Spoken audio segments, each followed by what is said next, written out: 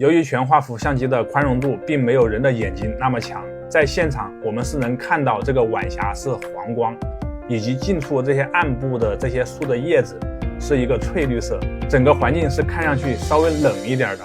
那现在我们用后期的方式把这张照片的现场色温、晚霞的色彩，包括近处的这些树、这些草的颜色，给它做一个还原，在还原的基础上，适当的给它做得更好看一些。那首先第一步，我来解决色温的问题。现场的色温是比这个色温要冷一些的。那我们先把色温调成这个样子，等一下由于我们去改变亮暗以及色彩，它的色温也会受到波及。之后我们再来反复调一下色温，色温是没有办法一步到位的。然后下面这个色调我们可以往绿色走一走。我个人觉得像这种偏绿偏冷色的这种森林系我觉得比刚才那种黄光的效果要好一些。接着去找回天空更多的细节，天空这一块你看到这里是已经有白色的像素了。那怎么才能判断这一块有白色像素呢？你看右上角的直方图最右边，它这里有很多信息是贴在墙面的。那这里这个直方图的信息如果贴到墙面了，就证明这一块最亮的地方有白色。那么纯白色的像素是没有办法通过调色软件来给它调色的。大家可以去试一下，纯黑和纯白的色块，你去给它调任何颜色都起不了任何作用。所以说，为了让这些晚霞能调出色彩我们可以在曲线当中把纯白压成灰。那纯白压成灰怎么操作？大家看一下右上角这里一个曲线曲线的最右上角代表纯白，你只要把这个纯白的这个右上角这个点往下压，那么现在照片当中就没有纯白的像素了。通过观看直方图你也发现这些直方信息没有任何地方是贴在墙面的，所以说它现在已经不是纯白了。那不是纯白就可以给它染色了。初步的先用曲线做一个染色，点开红色通道在这个红色通道曲线当中在高光的地方稍微给它加一点红色。那当你加红色的时候你会发现整个照片大面积的区域都染红了。那是因为我们提高高光的这个点时它的中间灰和暗部的这个曲线形成了一个抛物线，都会往上提。那为了让这些暗部和中间灰不掺杂红色信息，我们可以把这个曲线中间灰往下压到它的默认位置。那这样一来，它暗部就不会染上红色，只会高光的地方染红。那这个面积也有点大，等一下我们再着重的处理。那光加红它是不自然的，在自然界当中没有这种红色的这种天气这个红也不是自然的红。那我们在红当中只要染上一点绿，它就会偏黄，这样的话就自然一些。同样的，你把绿色往上一提，你看整张照片都绿了。那我们还是要把曲线的中间灰把它压回去。你看我们在高光当中加了绿和红，照片没有看到有绿和红出现，因为照片当中的高光区域的这些地方的像素太亮，以至于我们去染色染得太少了，看不出来。那我们可以把这一片做暗，那这一片做暗，通过亮当中的高光往回收，你就可以把它做暗了。你看当你把高光像素收回去，我们染进去的颜色就更明显了。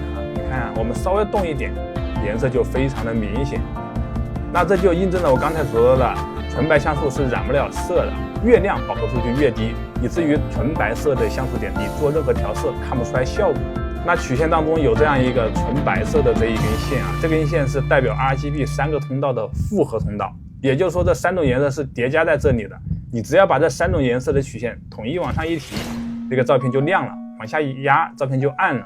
那我们压一压你看压下去之后这个晚霞染进去的红黄它就显现出来了，以至于这些丁达尔光看上去也就更明显了。那同时出现一个问题，就是暗部也被压暗了那刚才我不是提到了吗？曲线的中间调和下面是代表暗部，你把这些暗部往回提，把它提亮就可以了。好，现在我们可以看到照片当中的晚霞的色彩被调出来了，近处的这些草和树的翠绿色调出来了。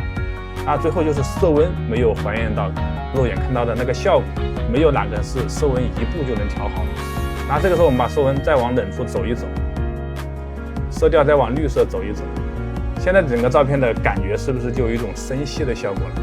如果觉得这个暗部还是稍微暗了一点的话，可以稍微把阴影提起来一点。我觉得稍微提一点点就可以了，不要提太多。你这样提的太亮了的话，整个照片的感觉就被破坏了。那这个时候我们只需要提一点，让这个地方适当的暗，因为这个照片这些草和树是点缀，真正的主体是远处的这个光和山脉。那这个地方我们适当的让它暗下去，不需要太亮。那最下面这里有一个校准，校准可以做一个偏色，我们做一个适当的偏色，看看效果会不会好一些啊。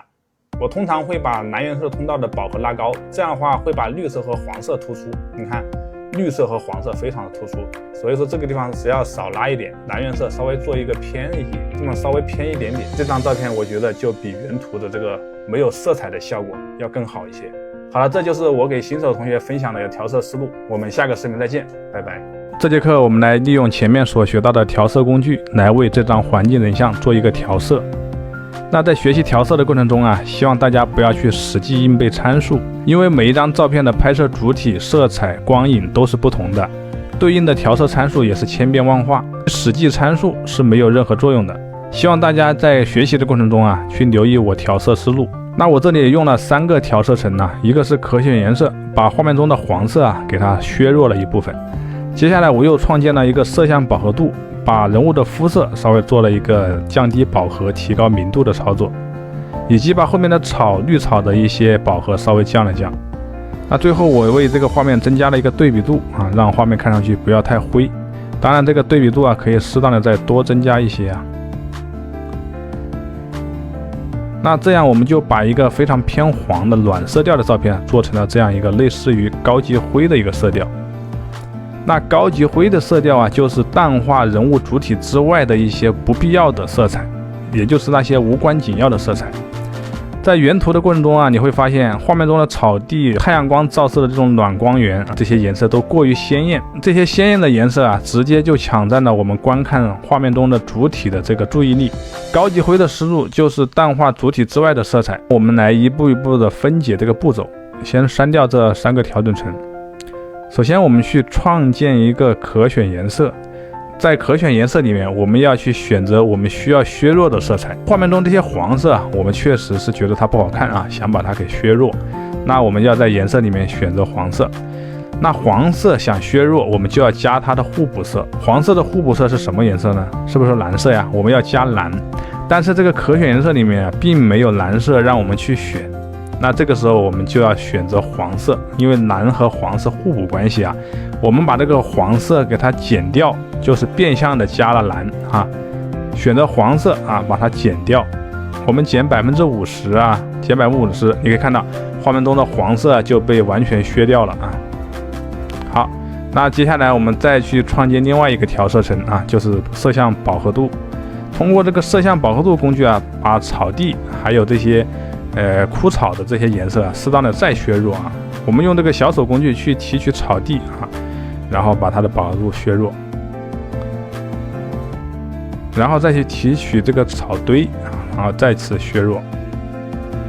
好，我们现在也可以把后面这个黄色啊，它的亮度稍微再降低一些。具体这个亮度需要降多少，我们要随时观察画面，来感受一下画面的亮暗比例。这个东西要讲究一点点审美啊。也多去看一些别人的照片啊，看一些大师的照片啊，这个审美就会提高。通过我们这个降低饱和这个操作啊，然后把这个黄色削弱之后，画面看上去有些灰啊。去灰的方法就是增加对比度，再去创建一个亮度对比度的调色工具，然后我们把它的对比稍微拉高一些。拉高对比之后啊，我们最后就是做微调，我们看哪里有问题啊，我们继续调哪里啊。你看啊，这个人物的肤色啊，它还是有些太红了啊，我们需要把肤色的饱和度和亮度稍微调整一下。那我们对应的要双击这个色相饱和度调色层，再次弹出这个面板，在面板里面我们找到红色啊，把红色的饱和度再削弱一些，亮度再提高一些。如果你把握不准它是什么色彩，你就用这个小手去提取它面部肤色啊，这样就会方便一些。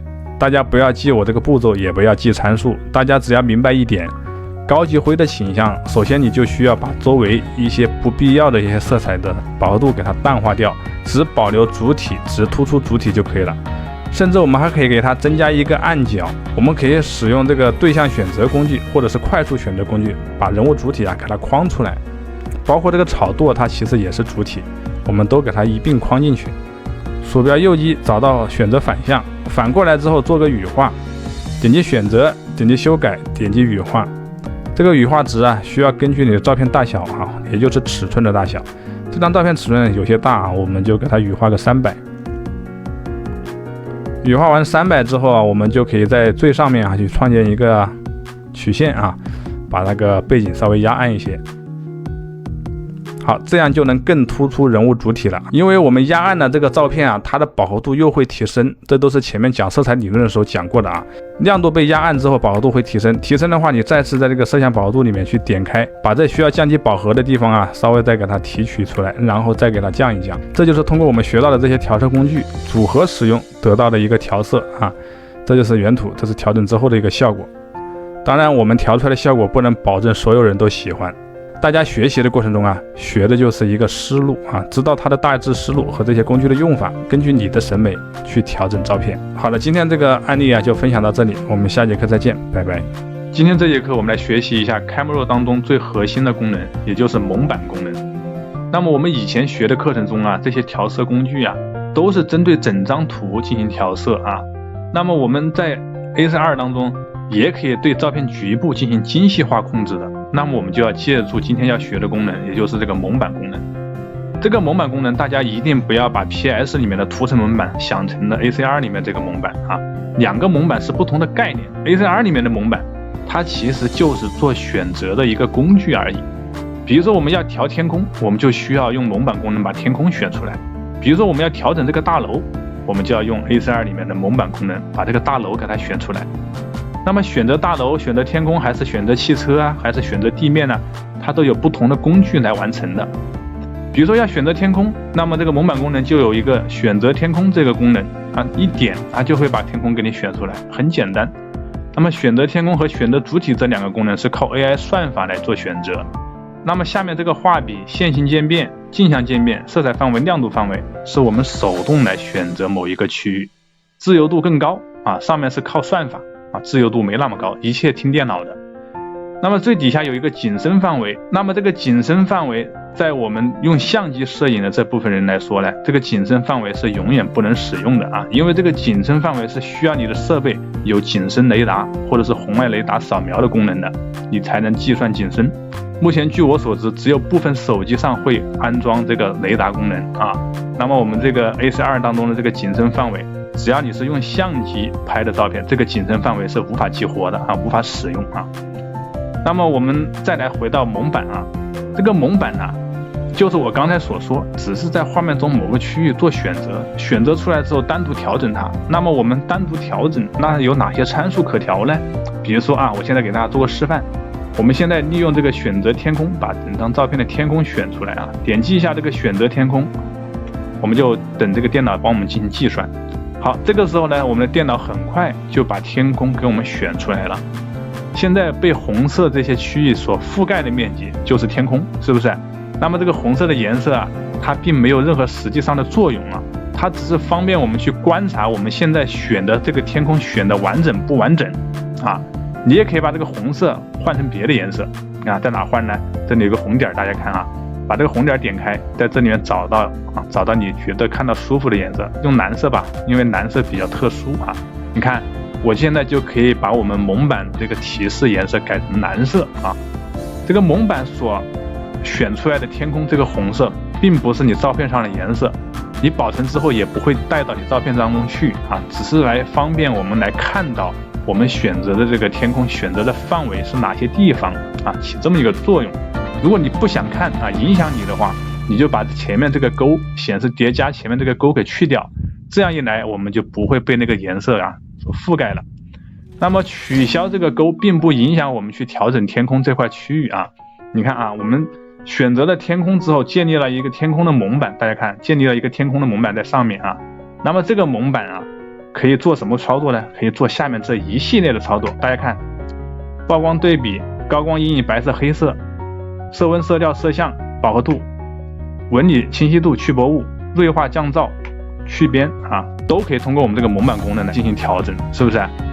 好，我们再回到刚才那个主界面啊，回到这个主界面，我们不管去使用蒙版功能里面的任何一项做选择的工具啊，比如说我现在用镜像渐变来在这里做一个选择，只想调整画面中的这个中心区域啊，我们现在已经建立了一个蒙版，建立了个蒙版啊，那么我们就可以在蒙版上调这些参数。大家看一下刚才我们说的那个参数，是不是？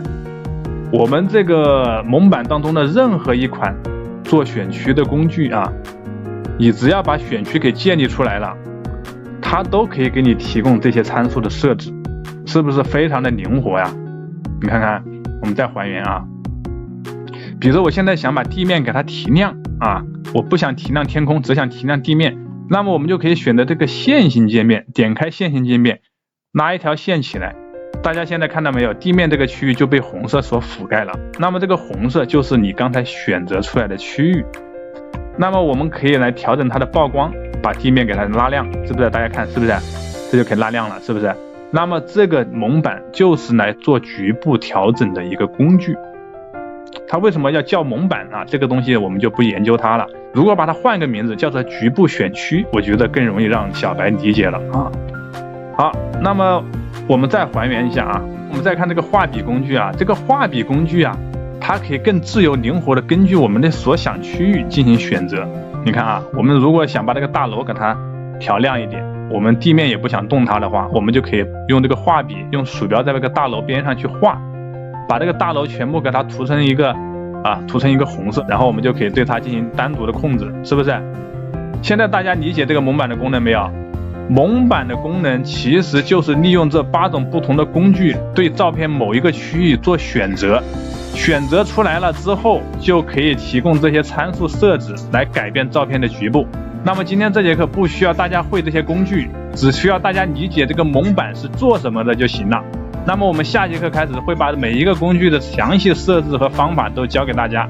那么今天这节课就讲到这里，拜拜。同学们好，这节课我们来学习一下三原色互补的理论知识。